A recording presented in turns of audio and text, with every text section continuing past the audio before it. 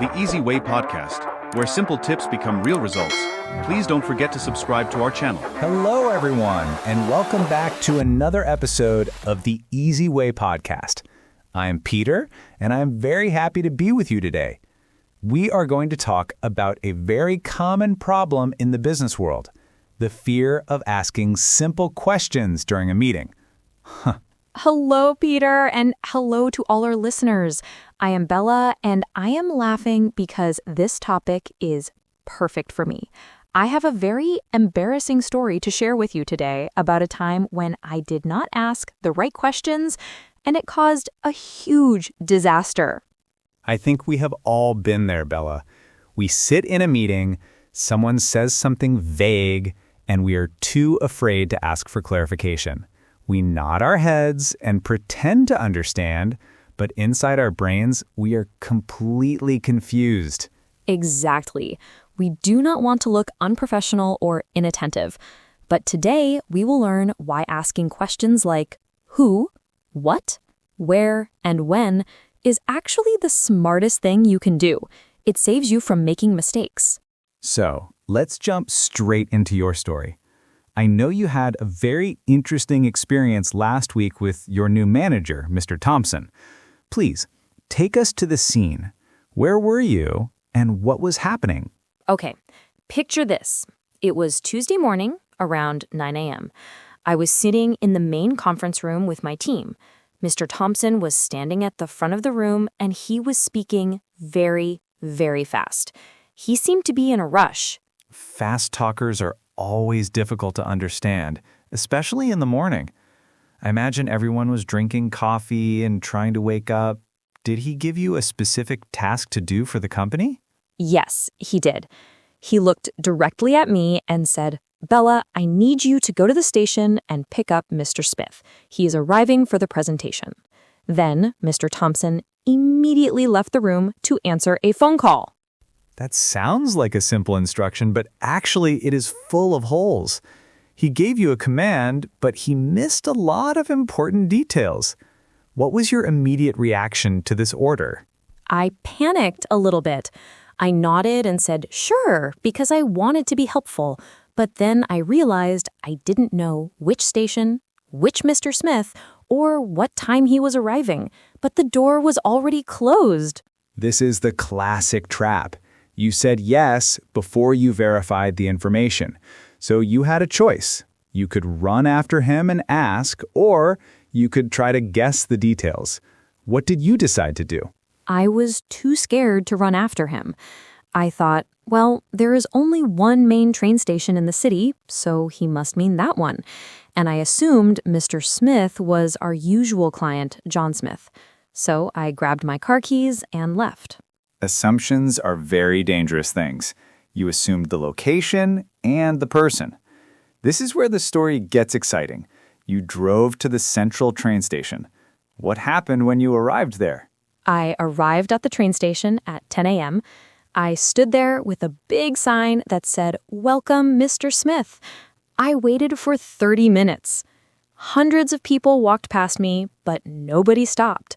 I was starting to feel very silly. Standing with a sign is tiring work. I can imagine the scene. You were looking at every face, hoping to see John Smith. Did you eventually try to call your boss to check if you were in the right place? I didn't want to call him because I didn't want to admit I was lost. But finally, at 11 a.m., my phone rang. It was Mr. Thompson. He was shouting, "Bella, where are you? Mr. Smith is waiting for you." Oh no! This is the climax. He was angry because the guest was waiting. But if you were at the station and Mr. Smith wasn't there, where was the guest actually waiting? This is the mystery. Mr. Thompson said he is waiting at the bus station, not the train station. And it is not John Smith, it is Robert Smith, the new investor. I was at the wrong place looking for the wrong person. That is a double disaster. The bus station is probably on the other side of the city. And looking for a new investor is very different than looking for an old client. How did you feel in that moment? I felt terrible. My face turned red. I had to run to my car and drive across the city in heavy traffic. When I finally found Robert Smith at the bus station, he was not very happy. He was tired and hungry. That is a very stressful situation. But the good news is that you survived. However, this whole problem could have been avoided with 3 simple questions at the beginning of the meeting. Exactly. If I had just asked which station, and what time, and which Mr. Smith, I would have saved 2 hours of stress and a lot of gasoline. It was a hard lesson to learn. Let's develop this topic now. Many students and even native speakers are afraid to ask these WH questions. They think it makes them look slow, but actually, asking questions makes you look professional. I agree completely. Now, when you ask questions, it shows that you care about the details. It shows that you want to do the job perfectly. Silence is actually worse than asking a question. Let's look at the first question word, which. You needed to ask which station. We use which when there is a choice between 2 or more things, train station or bus station. Yes, which is very specific. Which project are you talking about? Or which file do you need? It forces the other person to be precise. It eliminates the guessing game. Then we have when. This is essential for deadlines. If your boss says, finish this soon, that is too vague. You need to ask, when exactly do you need this? Soon can mean 1 hour or 1 week. Never accept soon as an answer. Always ask, what time or what is the deadline? It protects you from being late. And the most important one, who? You assumed it was John Smith. You should have asked, who is the guest? Or could you give me his full name? Getting names right is so important in business. If you pick up the wrong person, you might reveal company secrets to a stranger. That would be a much bigger disaster. That is true. Imagine picking up a random Mr. Smith and taking him to the office. Now, let's talk about polite ways to interrupt a busy boss to ask these questions. You cannot just shout, "What?" Right. What is too rude? You can say, "Excuse me, could you clarify something?" Or, "Sorry, I just want to double check the details." These are soft and polite phrases. Double check is a fantastic verb. It means to check again to be sure. It sounds very responsible. I want to double check the time. No boss will get angry at that. Another great phrase is just to be sure. You can say, "Just to be sure, are we meeting at the train station or the bus station?" It shows you are confirming, not just not listening.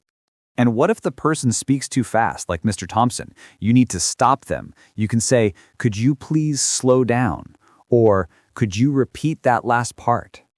I think "could you repeat that" is the most useful sentence in the English language. It gives you a second chance to hear the key words. Never be afraid to use it. Sometimes we don't understand the meaning of a specific word. For example, if he said the terminal and you don't know which terminal, you can say, "What do you mean by terminal?"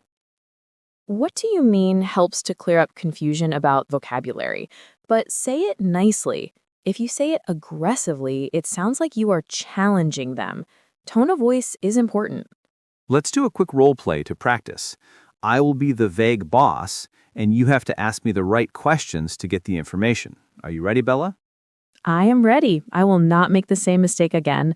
I will ask you until I know exactly what to do. Go ahead, give me the vague order. Okay. Bella, send the package to the client before the event starts. Excuse me, Peter, which client should I send it to? And what is in the package? Very good.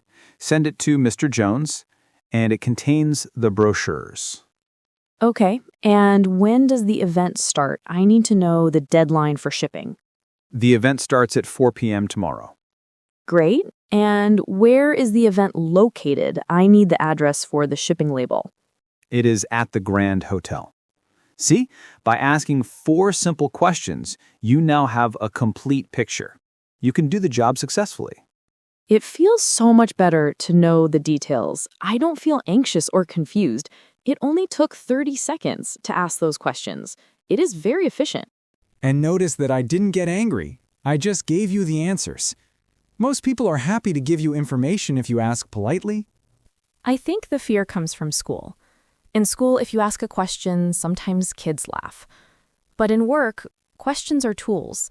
They are necessary for success. That is a deep insight. We need to change our mindset. A question is not a sign of weakness. It is a sign of engagement. It means you are listening actively. Active listening is a key skill. It means you are processing the information, not just letting it wash over you. Asking clarifying questions is part of active listening. Let's talk about how. Sometimes we know the task, but not the method. How do you want me to send it? By mail or by courier? Yes, how is very practical. How should I format the report? Or how do I access the file? It saves you from doing the work the wrong way. Imagine if you spent hours writing a report in Word and the boss wanted it in Excel. Asking how prevents that wasted time. That has happened to me before. I wrote 10 pages of text, and they wanted a spreadsheet with numbers. I cried a little bit that day. Asking how would have saved me. We have so many examples of why questions are vital. It basically connects to everything we do. Communication is a two-way street. Exactly. The speaker has a responsibility to be clear, but the listener has a responsibility to clarify. We must work together. I hope our listeners are feeling brave now. Next time you're in a meeting, challenge yourself to ask at least one question. Start with something small. Could you repeat the time? Is an easy one. Once you start, it becomes natural. You will feel more in control. Now, let's move to the review section. We have covered a lot of useful vocabulary and strategies today. Let's make sure everyone remembers them. Yes, let's reinforce the learning.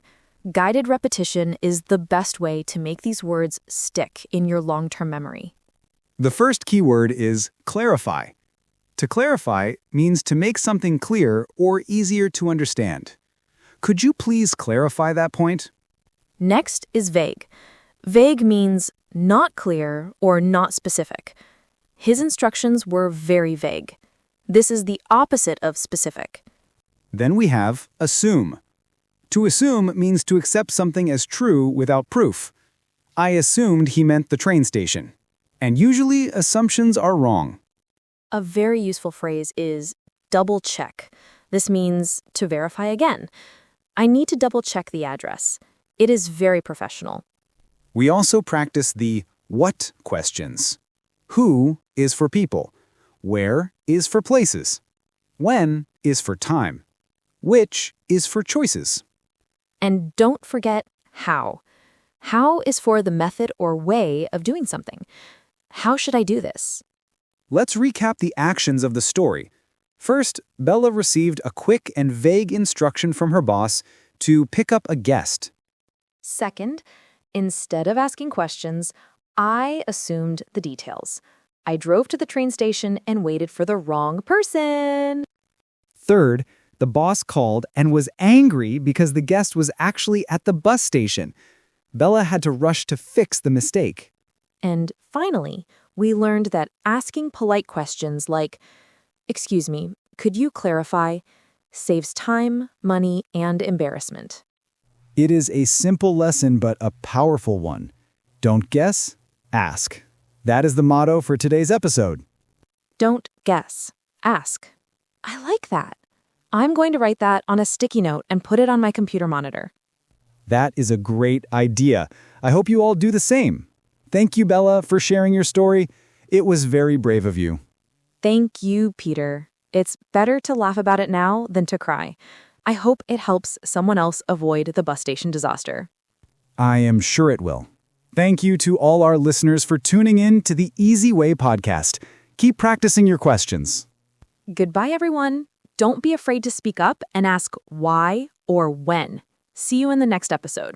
Have a productive and clear week, everyone. No vague instructions allowed. Bye for now. Bye.